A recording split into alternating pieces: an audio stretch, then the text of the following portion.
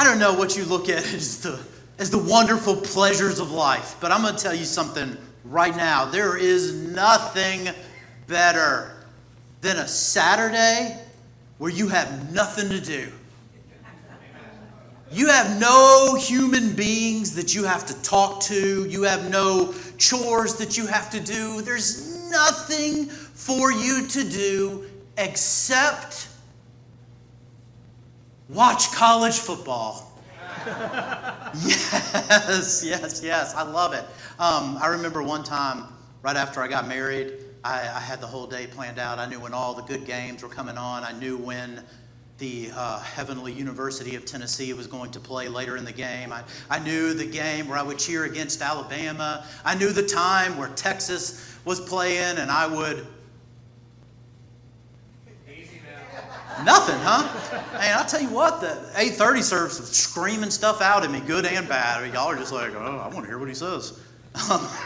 When Texas A&M is playing, you got the whole day planned out, and so you've got college game day on. The popcorn is popped, the coffee's ready, and all of a sudden, your wife walks into the room. Now, some of y'all think I'm going a different direction here. I'm not going that direction. Because Emily walked in with her Texas Tech shirt on. She wasn't going to make me do anything. It's college football day. I got a good woman right here. But here's what she did. She looked at me and goes, "What in the world happened to your hair?" Because it was crazy looking. Now, some of y'all find that hard to believe because you don't think I ever had hair.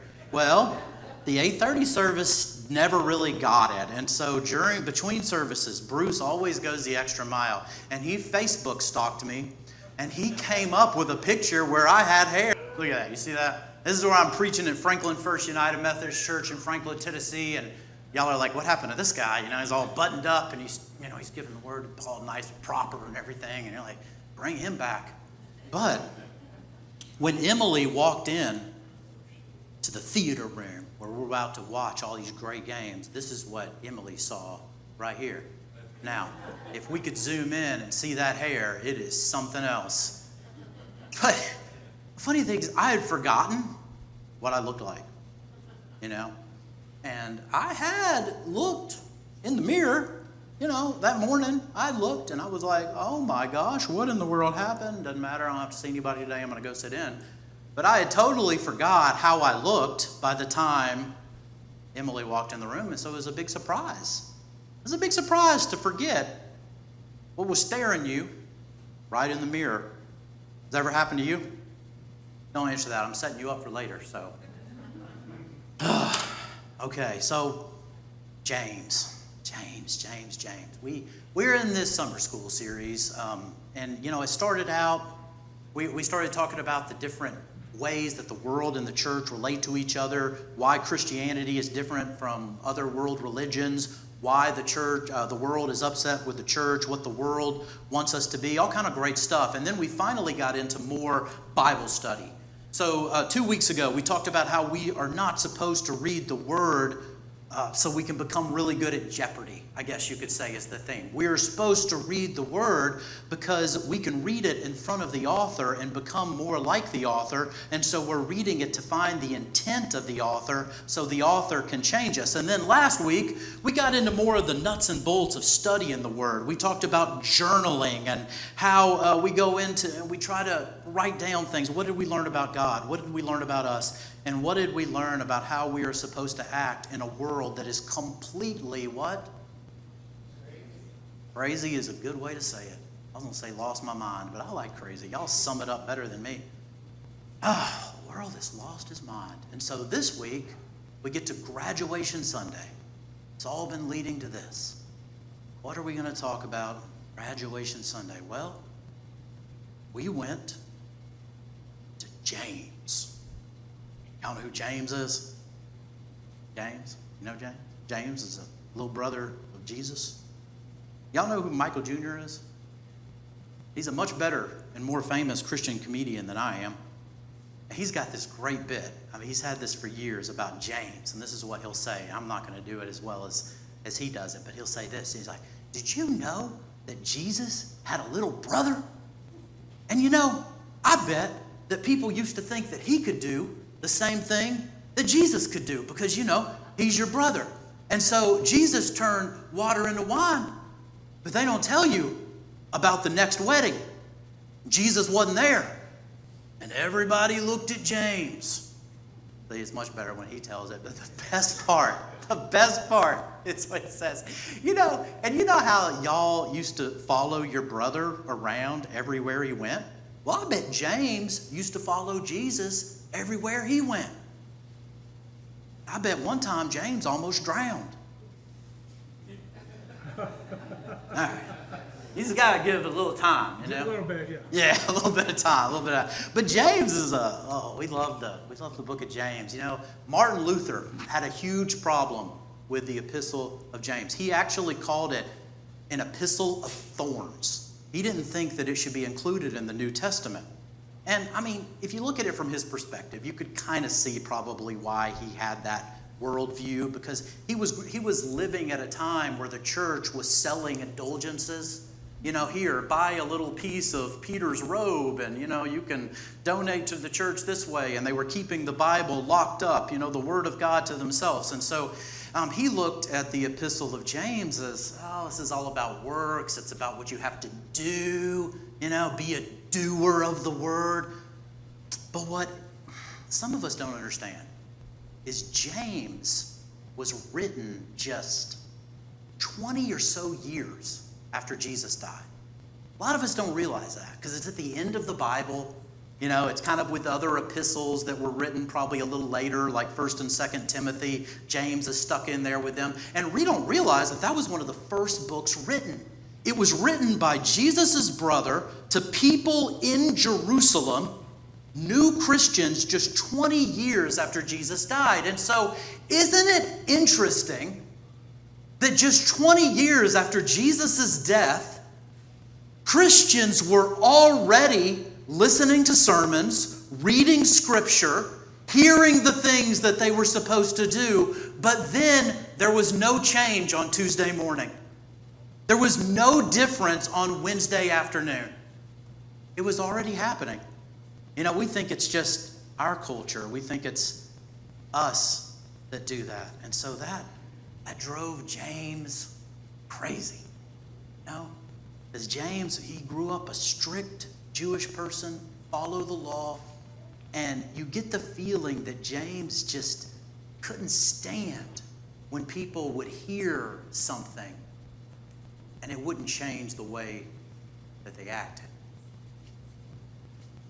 Now, we like to think of this doing the word as if it's all about commands, don't we? Isn't that kind of like the way you've thought about this? You're like, hey, it's one thing, you know, the Christians that study the word, they'll read what it says, but then, you know, the word says, do not lie. And guess what? They told a lie. They studied it, but they didn't do it. It's actually much deeper than that, though. Okay? One of my favorite parts of this scripture is actually in the first part of it, and a lot of times if you hear a sermon preached on this, they don't even read that part. They start at verse 22. But if you start earlier, everyone should be cooked to the that God desires. Therefore, get rid of moral filth, the evil is so prevalent, and humbly accept the word. What is the word? Right? Humbly accept the word. Do you remember what it said? Planted in you. Now, see, if you don't read that part before you read the next part, you don't really understand what James is saying. You see, what James is saying is here you have a letter from God. You have the author himself, the creator of the world, who has written this book to you, and you can sit down with him, and as you read it, it gives you life. We talked about it last week, and it is like planting a plant inside you that grows. So how do we do that? How do we let that plant grow? Well, this is where our last session of summer school comes in. I know some of y'all are ready to get this table out of here, out of this sanctuary. I am too. So we've talked about reading the Bible as far as intent goes, and we've talked about reading the Bible and journaling, getting into it, writing down things that we learn about God, things that we learn about ourselves, who we're supposed to tell, how we're supposed to act. But how do we graduate? Is there ever a point where we graduate and that plant actually grows? And how do we make that happen? Well, I think that we have to be real. Let's be really real. Don't raise your hands, don't say anything. But how many of us really believe that Jesus has something to say to us regarding our careers? How many of us really believe that Jesus has something to say to us about how to be a better father, about how to be a better husband, about how to live our lives, about how to deal with anger? I told the 8:30 service, I've had a couple people before I was at this church, they would come up to me and they would say things like this. They'd say, "Pastor Tim, man, love your sermons, man. Oh, they make me think. Just make me think things, But, I live in the real world. And it's kind of like they're acting like I live in Mars or something like that. I'm a pastor, they have real jobs, and, I'm on Mars where I can do all this stuff, but it doesn't relate to the real world, So how do we do that? So we journal. And the author of this amazing book speaks to us, and we write it down, and we say, "Blessed are the peacemakers." No. You say, "That's good." No, we can cross-stitch that. We can put it on a refrigerator. It sounds really good. But does it still sound good on Tuesday morning? Does it still sound good in the work meeting where you're confronted by a situation where you have the opportunity to really be a peacemaker?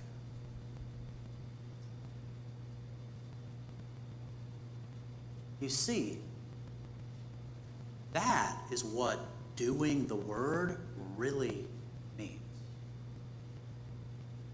We always think it's people breaking rules, not following commands. The author of the book has planted something in your heart about peace. And now, you're in a situation, you're at work, you're in a meeting, that employee has said something to you. Here you are in that moment. What do? Blessed are the peacemakers.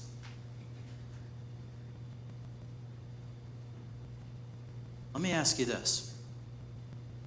What happens if instead of being angry,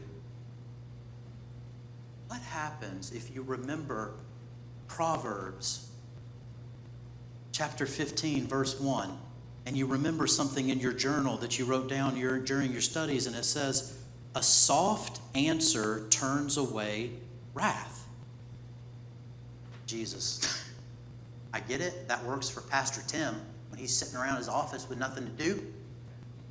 But I am at a corporate board meeting. This doesn't work. And Jesus is like, "Have you ever tried it?" Like, what do you mean? Like, really do it? Do it? Not just like say it on Sunday, but do it? What if you do it? What if you say something really soft and everybody in the room calms down? Everything is okay. Do you know what happens? It has nothing to do with the room. Later that night, you realize that Jesus is right. And what happens there?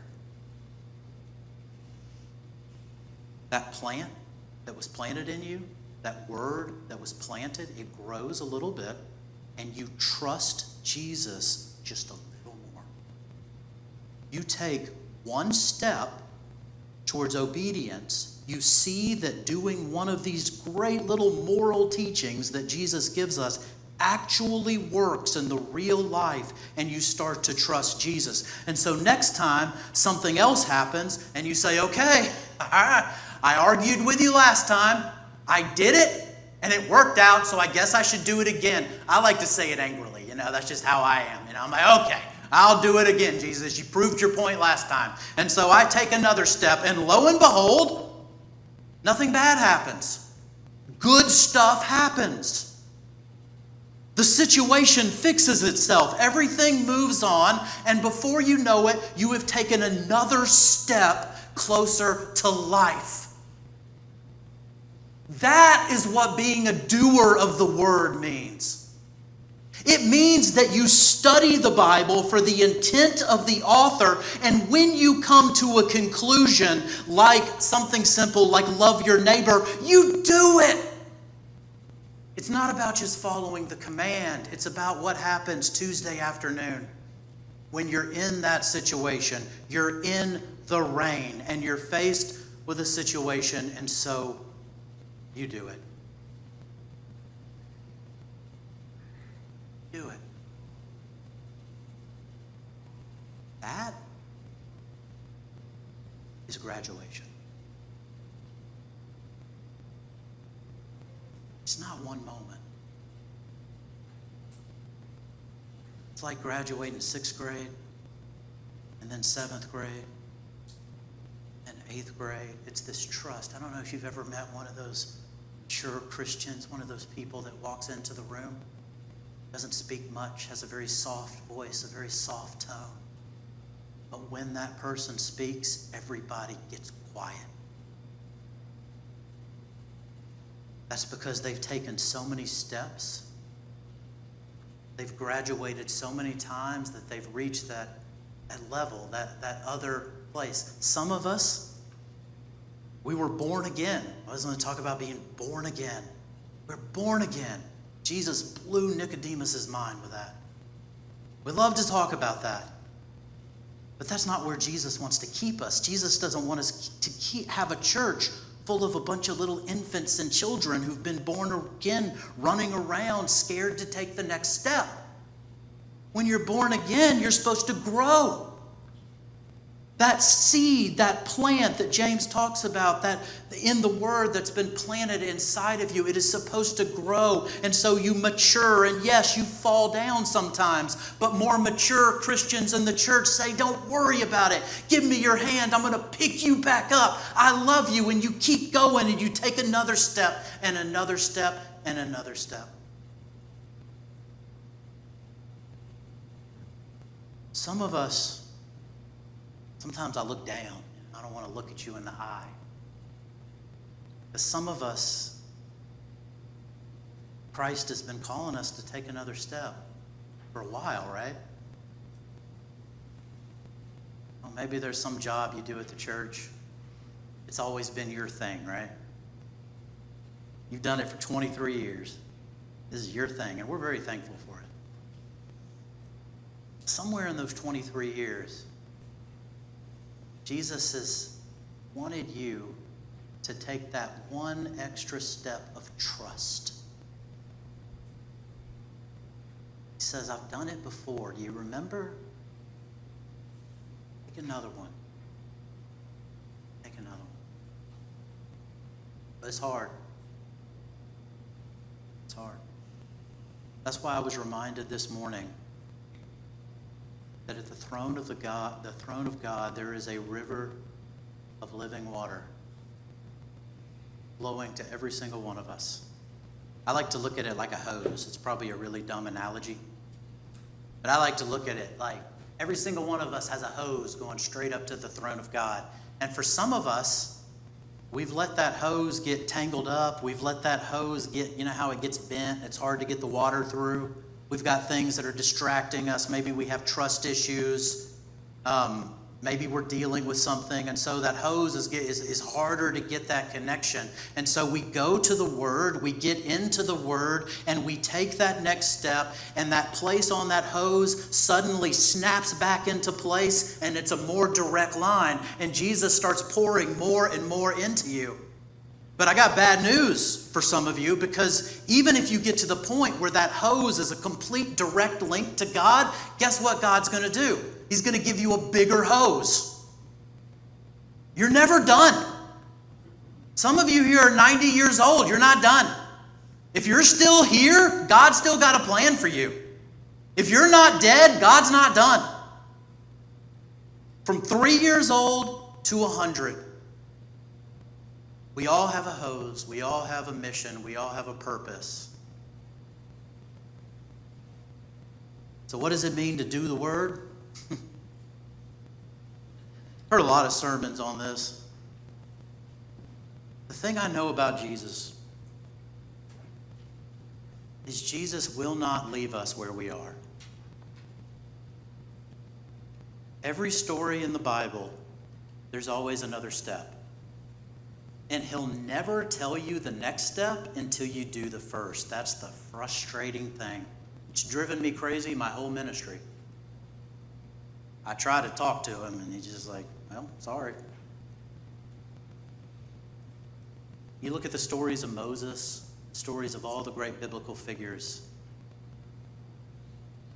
What does God tell them? What the next step is. Go talk to Pharaoh. Yeah, but what happens after that? Where am I going to go? Go talk to Pharaoh. So the question for you today, what's your next step? You see, this doer of the word thing, it's not one specific thing. It's not one specific command. The word can be anything that's coming out of the word into your heart. It's different for every single person. When God looks at you this morning and says, be a doer of the word, He means something different than He does to me.